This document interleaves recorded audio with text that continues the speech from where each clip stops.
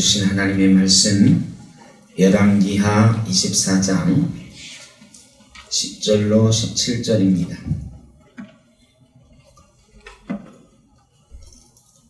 한 절씩 교독하겠습니다.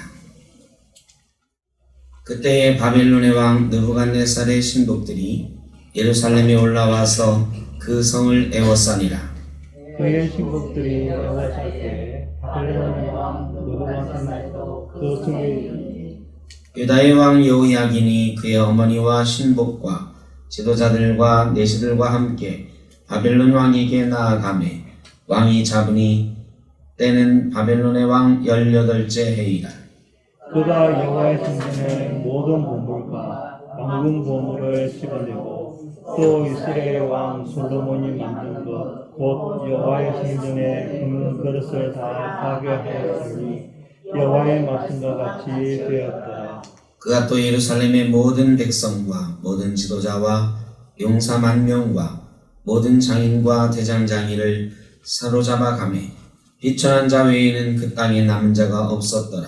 그가 여호야긴을 바벨론으로 사로잡아가고 왕의 어머니와 왕의 아내들과 내시들과 딸의 권세 있는 자도 예루살렘에서 바벨론으로 사로잡아가고 또 용사 7,000명과 장인과 대장장이 1,000명 곧 용감하여 싸움을 할 만한 모든 자들을 바벨론 왕이 바벨론으로 사로잡아 가고 바벨론 왕이 또 여호야긴의 숙부 마따냐의 아들 대신하여 왕으로 삼고 그의 이름을 고쳐 시드기야라 하였더라. 아멘. 마지막 왕들이라는 제목으로 함께 말씀을 나누겠습니다. 요시야의 종교 개혁이 있고 이스라엘이 마지막 불꽃이 타오르는 듯 했습니다. 그런데 요시야가 애국과의 전쟁에서 죽었습니다. 무깃도 전투에서 요시야가 죽고 나서 요시야의 아들이 왕이 되었어요. 그 요시야의 아들이 여호아스인데 여호아스가 왕이 되어서 이제 아버지를 뒤이어서 잘 했으면 좋았을 텐데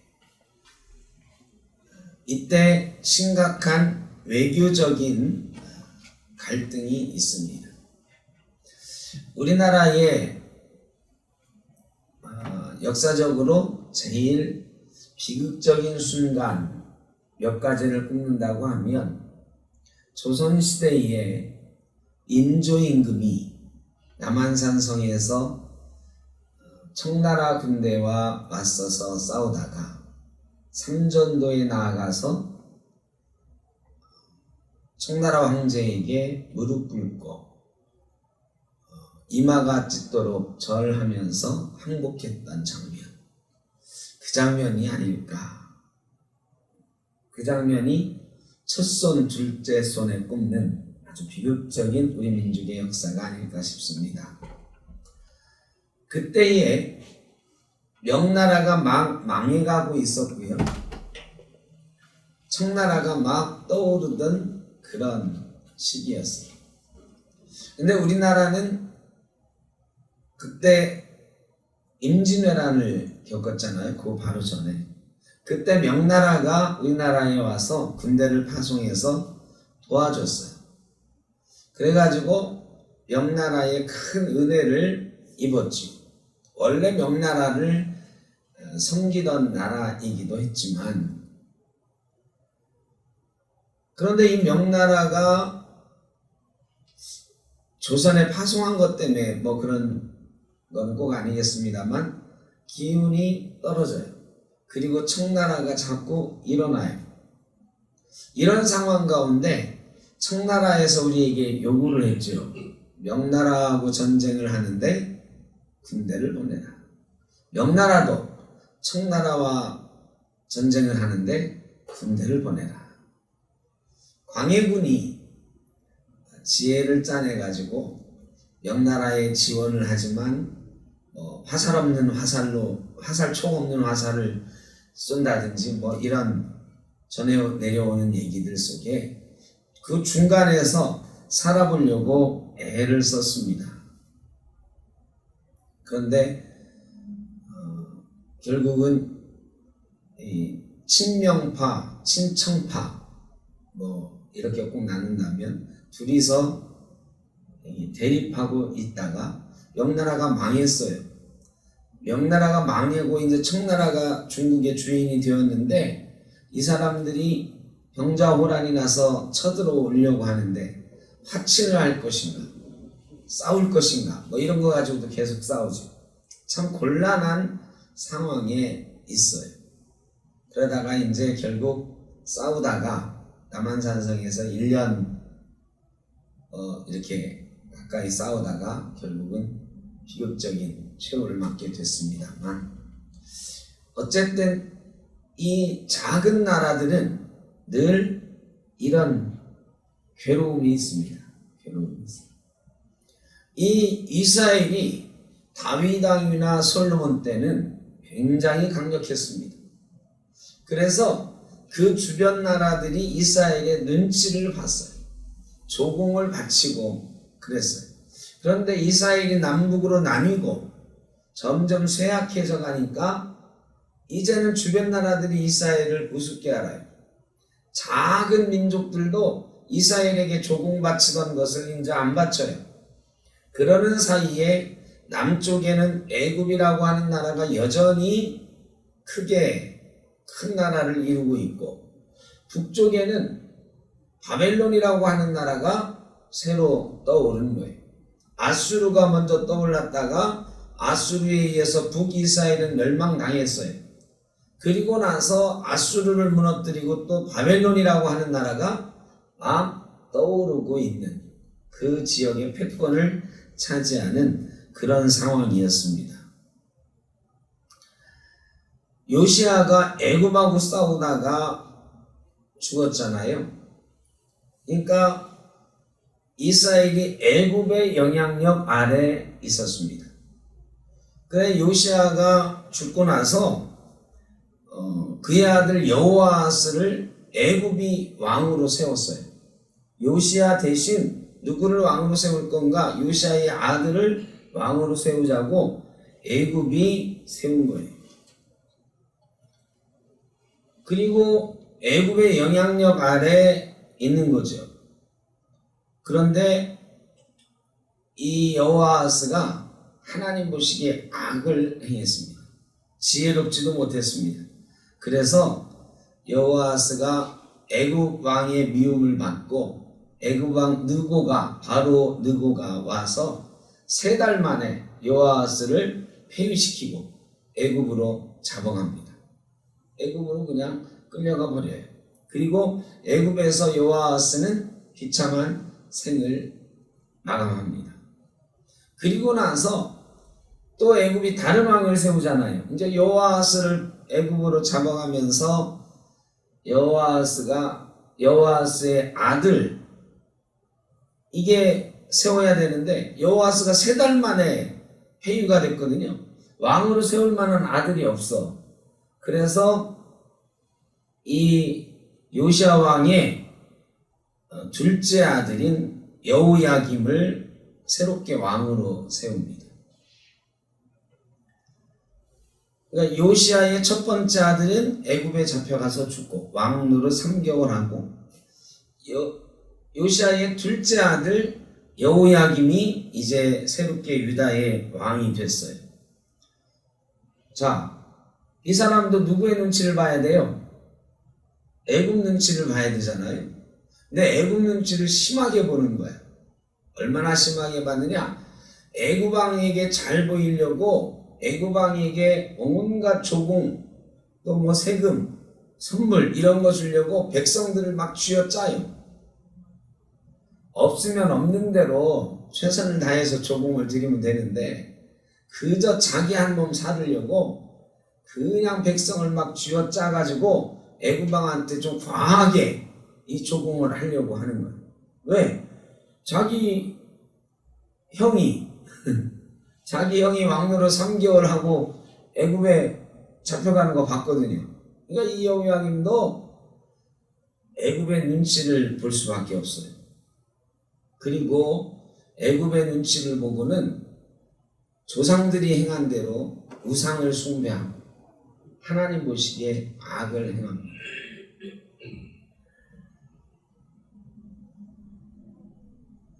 그리고 하나님 말씀에 순종하지 않았어요. 근데 이때 바벨론이 막 떠올랐다 그랬잖아요. 바벨론이 막 떠오르는데 이 바벨론의 느부갓네살 왕이 이 여호야김에게 편지를 하는 거죠. 너 애굽 눈치만 보지 말고 우리 눈치도 좀 봐야 되지 않냐. 그래 이번에는 바벨론에도 또 조공을 바쳐야 되는 거예요. 바벨론. 근데 여러분 양쪽에 조공 바치는 거 나라는 망해가고 힘들잖아요. 그러니까 3년 동안 이 느부갓네살에게 조공을 바치고 바벨론을 섬기다가 그만 힘드니까 아이고 나 못하겠다. 그리고 배반했어요. 그리고 애굽편에 서가지고 어떻게 바벨론을 이겨보려고 이렇게 생각을 하게 됩니다. 결국은 이때 예레미야 선지자나 이런 사람들이 계속 경고합니다. 하나님께서 바벨론을 통해서 우리를 경고하시고 우리나라를 새롭게 채찍질하시고 새롭게 세우려고 하는 뜻이 있습니다. 그러니까 바벨론하고 절대 싸우면 안 됩니다. 이렇게 예레미야가 계속 경고해요. 하나님이 바벨론을 세우신 것은 뜻이 있어서 그렇습니다. 근데 이 3년을 섬기다가 결국은 배반을 합니다. 그리고 예레미야가 예언하는 그때 이 하나님의 말씀을 막 불태우고 온갖 악행을 저지르지. 그리고 나서 결국은 바벨론의 공격을 받아요. 바벨론 공격을 받고 이 여호야김이 죽어요.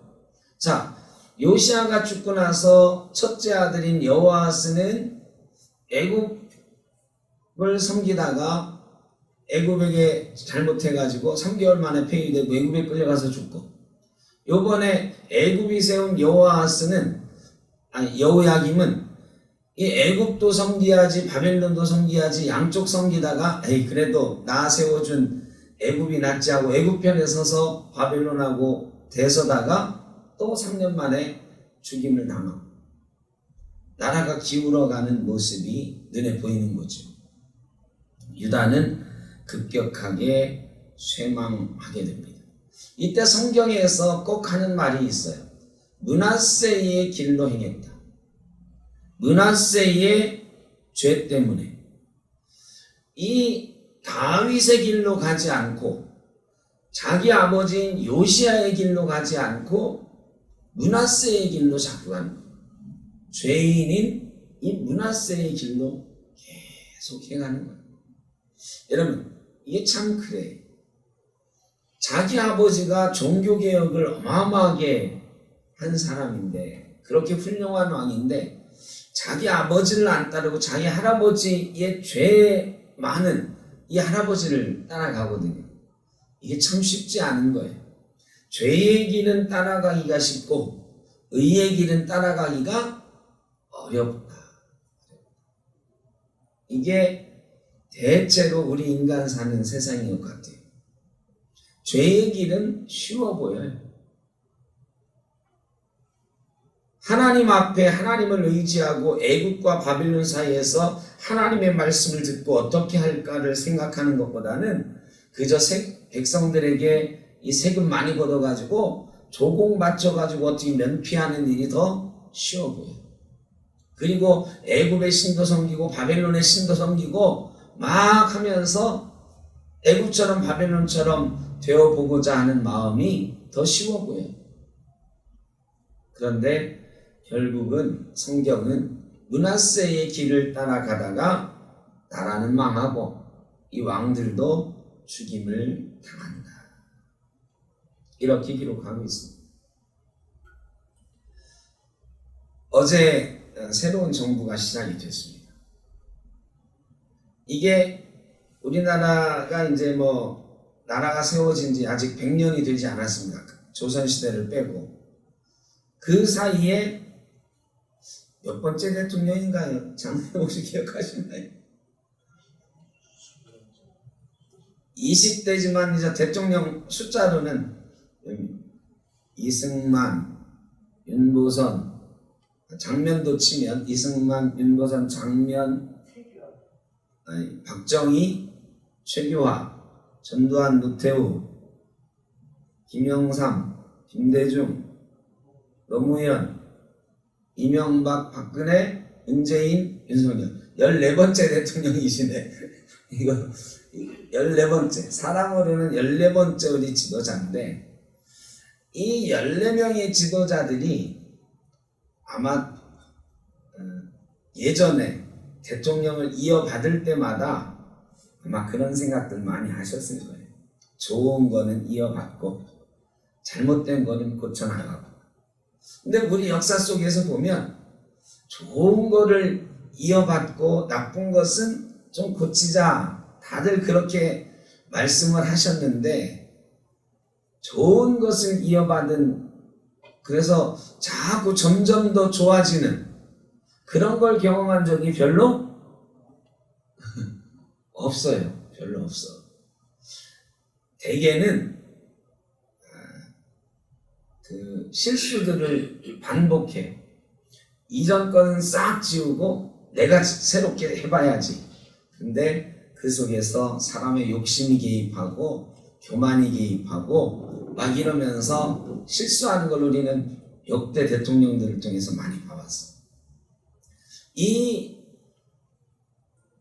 왕들도, 유다의 왕들도 저는 그렇게 생각합니다. 맨 처음에 될 때는 물론 굉장히 어려운 상황 속에서 이 왕이 됐어. 그래도 요시아의 아들 아니에요. 요시아. 저것도 요시아의 아들인데 내가 우리 아버지처럼 한번 해봐야지 안 했을까요? 어떻습니까 여러분? 여러분 어떻게 생각하세요? 성경에는 안 나와. 근데 저는 여호아스나 여호야김이나 우리 아버지처럼 한번 좀 해봐야지 이런 생각을 해봤을 것 같아요. 그런데 그게 잘 안 된다. 세상이 그렇게 만들지 않고 또 그 속에서 쉬운 길, 쉬워 보이는 길 막 쫓아가게 돼. 요시아처럼 그 어려운 상황 속에서 개혁하고 이렇게 살아가기 참 어렵거든요. 그거 잘 안 됩니다. 우리 요즘 교회들도 마찬가지예요. 사실은 어려운 거, 어려운 상황 다 똑같은데 이 속에서 뭔가 좀 목사들도 야, 이런 건 말고 이런 거 해봐야지, 뭐 이래 봐야지 많이 있는데 그거 잘 안 되는 게 많은 것 같아요. 안 되는 게 많아요. 그냥 주저앉고 참 어렵습니다. 사람이 하나님의 뜻을 찾고 그 하나님께서 하라고 하시는 일을 어렵더라도 해가는 일 쉽지 않아.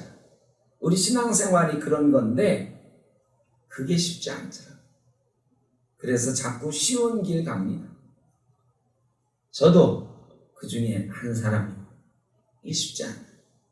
어쨌든 이스라엘은 요시아의 길로 가지 않고 다윗의 길로 가지 않고 므낫세의 길로 자꾸 가다가 요시아의 아들 2명이 죽임을 당해요. 그래서 그 다음에 여호야김이 죽고 나서 얘는 또 몇 년 왕노릇을 했으니까 그 아들 여호야긴 이 여호야긴이 아들이 왕이 돼요.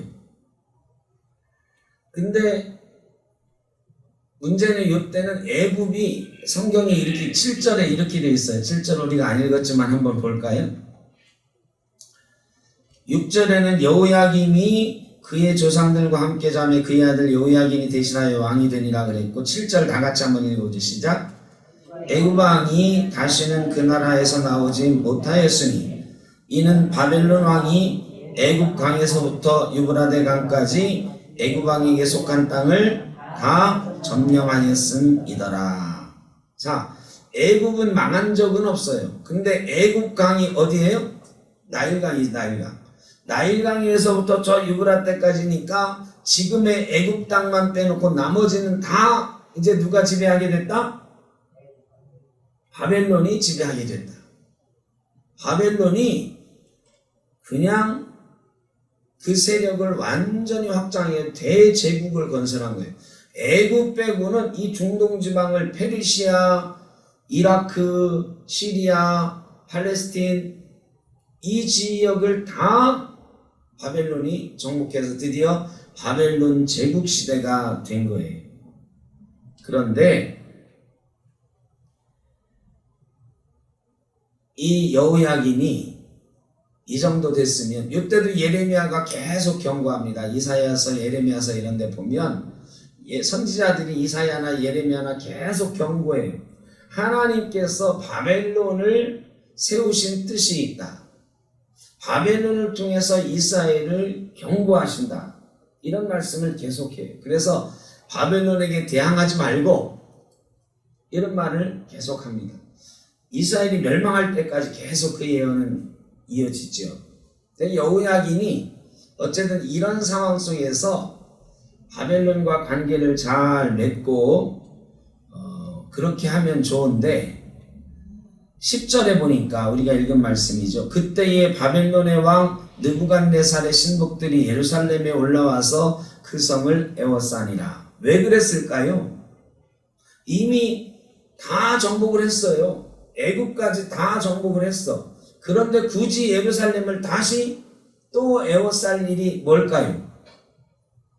하나님 보시기에 악을 행했다 이건데, 하나님 보시기에 악을 행한 건 선지자들이 바벨론에 대항하지 말고 애굽하고는 이제 손 끊어라 이 얘기를 계속했는데 이 하나님의 말씀을 듣지 않는 거예요. 여호야긴이 바벨론에 대항한 거죠. 그래서 바벨론이 다시 쳐들어와 가지고 성을 포위한 거예요. 그리고 나서 두 번에 걸쳐서 포로로 데려갑니다. 이 여호야긴 시대에 제1차 포로, 제2차 포로가 간단하게 기록이 되어 있어요. 포로는 3차까지 포로가 있어요. 그래서 1차, 2차가 여호야긴 시대에 처음에는 10,000명의 용사와 대장장이들을 데려가는 거, 이게 첫 번째고, 두 번째는 왕족들과 또 대장장이들 또 지도자들을 데려가는 거, 이 두 번에 걸쳐서 바벨론에 포로가 됩니다. 드디어 바벨론 포로기가 시작이 되고 있는 거예요. 에스겔도 이때 같이 잡혀갔었죠. 자, 여호야긴이 보고 배운 게, 할아버지 요시야 얘기는 뭐 듣지도 못했을 거고, 이 어린애가 왕이 돼가지고 결국은 아버지 하던 대로 그대로 이어가다가 첫 번째 포로 되는 그런 비극을 맞이하게 되는 것입니다. 18세의 왕이 됐어요. 근데 18세의 왕이 돼가지고 3달간 다스렸어요. 자, 여호아스도 요시야 이어서 왕이 돼가지고 애굽 눈치 보다가 3달간 왕 노릇했죠. 지금 바벨론이 지배했던 시대에 이 여호야긴도 3달간 왕 노릇을 했어요. 나라가 망할 때는 이렇게 돼요. 고려시대 마지막에 왕들 막 바뀔 때, 이제는 저도 역사 공부한 지가 오래돼서 잘 기억도 못하겠습니다만 뭐 수도 없이 막 바뀌죠. 왕들이 수시로 바뀌어요. 그러니까 이때처럼 마지막으로 갈 때는 혼란하게 왕권이 바로 서지 않고 이 정치가 바로 서지 못하고 막 휘청휘청하고 외세에 의해서 좌우되고 이런 모습이 보여지는 것입니다. 그래서 결국 이 여호야긴은 3개월 왕노릇하고, 3개월 왕노릇했는데 그 기록은 그 9절에 보면 여호야긴이 그의 아버지의 모든 행위를 따라서 여호와께서 보시기에 악을 행하였다. 아니 3개월 왕노릇하면서 한 일이 하나도 없을 것 같은데 딱 하나는 성경이 기록을 하고 있어. 아버지의 행위를 따라서 악을 행하였다. 이거 참 신기하죠. 그 어려운 상황 가운데 왕노릇했는데 그냥 조용히 그냥 선지자가 말하면 좀 듣고 그대로 했으면 되는데 어떤 악한 행위를 할 수 있는 길이 있었을까요? 근데 신기하다. 18세의 왕이 된 그리고 3개월밖에 왕 노릇하지 못한 이 여호야긴 왕도 하나님 보시기에 악을 행했다. 악은 흘러가는 것입니다. 아버지에게서 아들에게 이 시대적으로 막 흘러가는 거죠. 망할 때는 그래요. 망할 때는 악이 흘러가요. 3개월 안에 뭘 할 수 있을까 싶어도 악을 행했어요. 하나님 보시기에 악하다고 성경은 기록하고 있습니다. 그리고 포로가 되었습니다. 자, 18살짜리가 3개월 왕노릇했어. 그리고 포로로 잡혀갔어요. 내시들도 왕족들도 다 잡혀갔어. 이제 왕노릇할 사람이 그 아들이 있어요, 없어요? 없어. 그래서 다시 왕노릇할 사람을 바벨론이 골라요. 이번에 요시아의 세 번째 아들, 요시아의 첫 번째 아들 여호아스, 두 번째 아들 여호야김 다 왕노릇했어. 세 번째 아들 마따니아를 선택해가지고 왕으로 세우고 바벨론식 이름으로 시드기야라고 이름을 바꿔요. 그래 요시아의 세 번째 아들이 왕이 된 거예요. 자, 여러분, 요시아 같은 위대한 임금 밑에 아들이 3명이나 왕이 됐어요. 그런데 요시아를 뒤따라가지 않아. 그러니까 자기 자식이 아버지의 좋은 신앙을 물려받아서 신앙생활 해나가는 게 정말 어렵다. 왕이 아니라도 아니 아들이 3명이나 요시아의 아들이 3명이나 왕이 됐는데 그 중에 한 놈이라도 좀 아버지 본받는 아들이 있었어야 되는 거 아닌가요? 적어도 요시아의 아들인데. 근데 3명이 왕이 됐는데 다 말을 안 들어요. 요시아처럼 살질 않아. 물론 시대가 험악하고 바벨론 눈치 보느라고 그러긴 했지만 시드기야가 결국 요시아의 세 번째 아들인데 왕이 20살의 왕이 됐어요. 그리고 예루살렘에서 11년간 다스렸어요. 11년간 다스렸는데 이 시드기야에 대해서도 18절에 보니까 19절 그가 여호야김의 모든 행위를 따라 여호와 보시기에 악을 행한지라. 그래서 여호야김은 누구예요? 자기 바로 위에 형님. 이게 요시아의 아들 중에 아버지를 따랐다고 하는 사람이 하나도 없고 므낫세 할아버지를 따랐다고 하는 말이 나오고 또 자기 형의 악한 모습을 따랐다는 말이 나오고 이게 유다의 마지막 때의 모습입니다. 한 번도 요시아 이후에 4명의 왕이 있었죠. 여호아스, 여호야김, 시드기야. 이 사람 중에 한 명이라도 요시아의 뒤를 이을 생각을 했다고 하면 그때 예레미야 선지자가 있었어요. 눈물로 호소하는 거예요.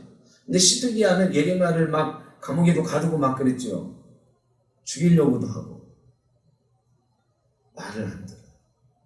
여러분, 이 어려운 때에 하나님 말씀에 귀 기울이고 하나님 편에 산다는 게 참 어려워요. 근데 어려운 때에 그거 어렵다고 안 하면 어떻게 되느냐 결국은 망하게 돼요. 시드기야가 망하는 거는 다음 주에 조금 더 구체적으로 디테일하게 나옵니다만 결국 시드기야가 유다의 마지막 왕이 되는 겁니다. 제가 계속해서 반복하는 건 지난주에 우리가 요시아 얘기를 한 번 더 했잖아요. 요시아가 하나님 말씀대로 살아보려고 몸부림을 쳤어. 나라가 망해가는 거 다시 한번 불꽃을 일으켜보려고 하나님 말씀 앞에 다시 서려고 애를 썼어. 근데 요시아가 죽고 나서 요시아의 아들이 3명이나 왕이 되었어요. 그런데 한 명도 아버지의 그 불꽃 같은 신앙을 물려받은 아들이 없었어. 이스라엘이 망한 이유는 결국 거기에 있다. 거기.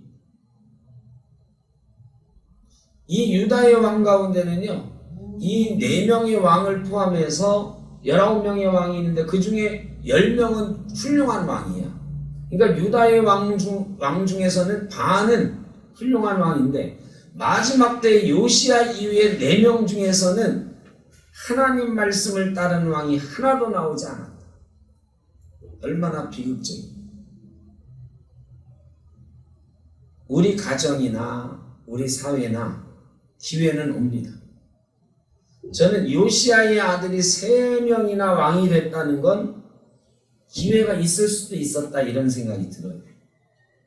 역사는 가정이 없지만 이 셋 중에 하나만 아버지 뜻을 좀 물려받았다면 뭔가 나라가 망하는 걸 좀 늦출 수도 있었거나 아니면 하나님께서 불쌍히 여기셔서 나라를 좀 다시 세워주셨거나 할 수도 있지 않았을까. 하나님께서 바벨론을 통해서 이스라엘을 다시 세우시겠다고 계속 말씀하시거든요. 하나님의 사랑의 말씀이 예언서에 보면 계속 등장해. 바벨론이 쳐들어오고 막 이런 게 이스라엘을 다시 세우시기 위한 하나님의 도구로서 바벨론을 사용하시는 거다 계속 나오거든요.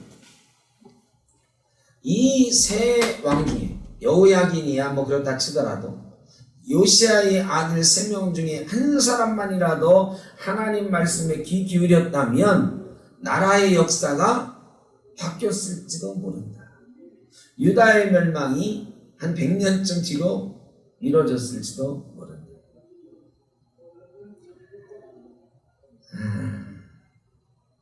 이제 대통령이 막 바뀌는 시대를 우리가 지금 지내고 있으니까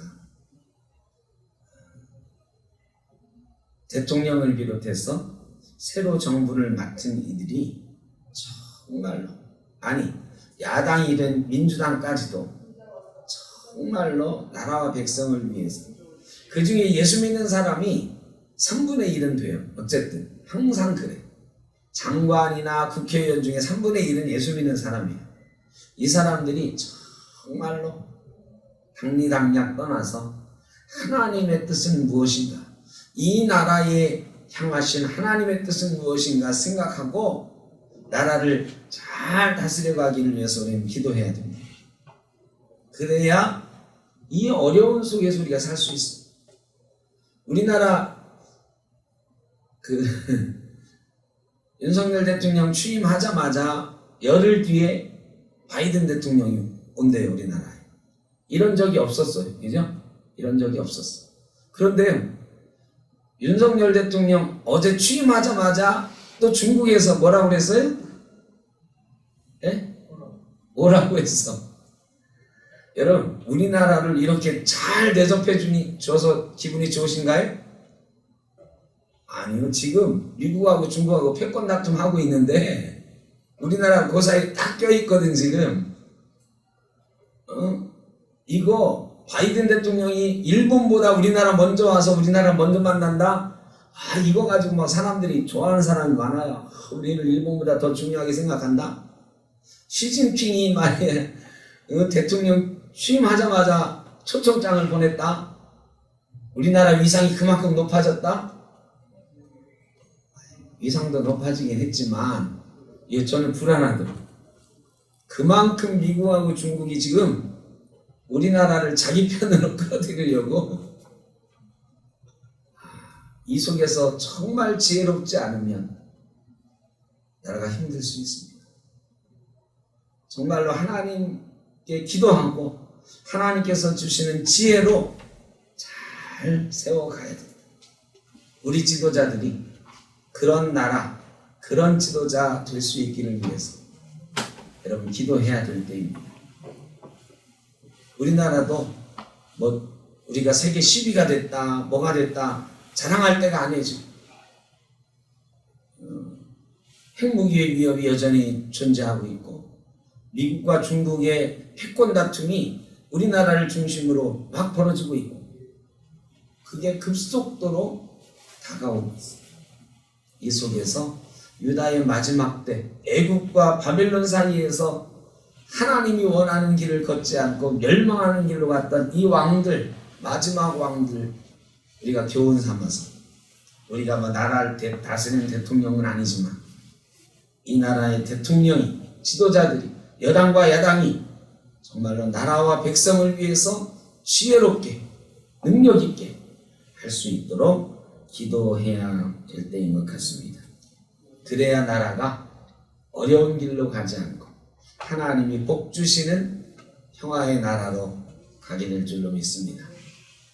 남유다의 멸망의 시대를 우리가 바라보면서 우리 민족 앞에 다가온 어려움들을 잘 이겨내고 우리 민족은 하나님이 세우시는 평화의 나라 이루어갈 수 있기를 간절히 소망해 봅니다.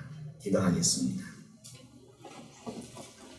사랑의 아버지 하나님, 요시아의 아들들이 유다의 마지막 시대를 살아가는 모습을 보았습니다. 그 위대했던 왕 요시아의 아들들이 그리고 손자가 하나님 편에 한 명도 서지 않고 나라를 망하게 하는 그런 길로 가는 것을 보았습니다. 하나님, 우리에게 주신 자녀들이, 우리의 후손들이 참으로 따라갈 만한 신앙의 토대를 우리가 세워가게 하여 주시고 이 나라가 신앙의 유산을 이어가는 귀한 나라와 또한 우리들의 가정 될 수 있도록 인도하여 주옵소서. 어제는 윤석열 대통령이 취임하고 새로운 정부가 시작이 됐습니다. 지혜와 능력을 더하여 주시고 이 어려운 시대에 참으로 하나님께 무릎 꿇고 나라와 백성을 위하여 지혜와 능력을 가지고 나라를 잘 다스려갈 수 있도록 인도하여 주옵소서. 또한 여당과 야당이 정말로 당리당략을 떠나서 하나님의 뜻은 무엇인지 믿는 국회의원들, 믿는 지도자들은 매일 무릎 꿇고 기도하게 하시고 백성의 뜻이 어디에 있는지 잘 살펴서 힘을 모아 협력하여 나라를 이끌어갈 수 있도록 주님 인도하여 주옵소서. 또한 저희 교회와 우리 성도들도 하나님의 뜻이 무엇인지를 잘 분별하며 하나님이 원하시는 곳을 향하여 세상을 쫓지 않고 바벨론과 애국을 쫓지 않고 하나님의 뜻을 쫓아 살아가는 귀한 성도와 교회가 될 수 있도록 인도하여 주옵소서. 이제는 우리 주 예수 그리스도의 크신 은혜와 아버지 하나님의 무한하신 사랑하심과 성령의 인도하시며 교통하심이 새롭게 시작하는 윤석열 대통령과 그 정부 위에 이 나라 이 민족 위에 또한 우리 샘터교회와 흩어져 있는 모든 성도님들과 가정 위에 영원토록 함께 하시기를 간절히 축원하옵나이다. 아멘.